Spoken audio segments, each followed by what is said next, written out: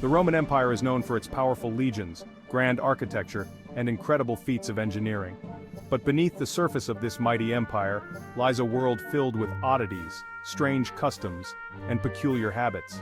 From bizarre laws to unusual entertainment, there are countless stories that reveal a side of ancient Rome that you never learned about in history class.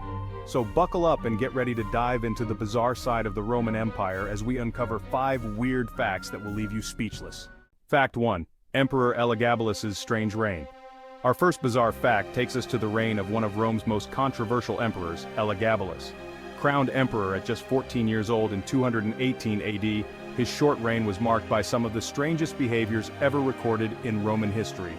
Elagabalus was known for his eccentricities, particularly when it came to religious rituals.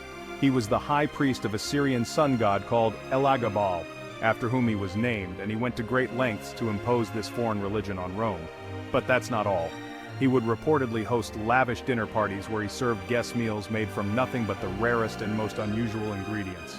Rumor has it that he even once smothered his dinner guests with flower petals, releasing so many that some guests supposedly suffocated.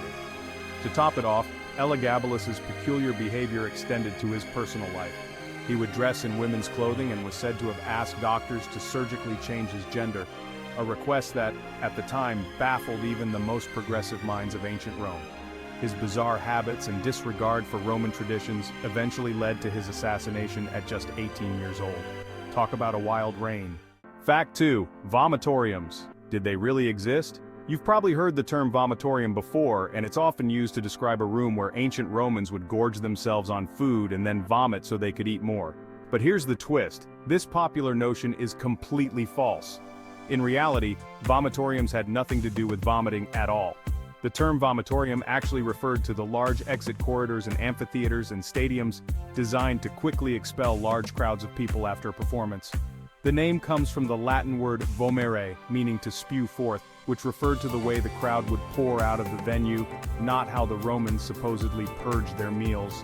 While the Romans did love a good feast, there's no solid evidence that they had dedicated rooms for throwing up food mid-banquet. So, the next time someone brings up vomitoriums, you can hit them with this weird but true fact.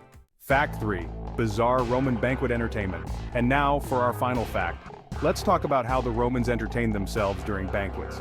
Forget musical performances or poetry recitals, the Romans had a flair for the dramatic and downright strange.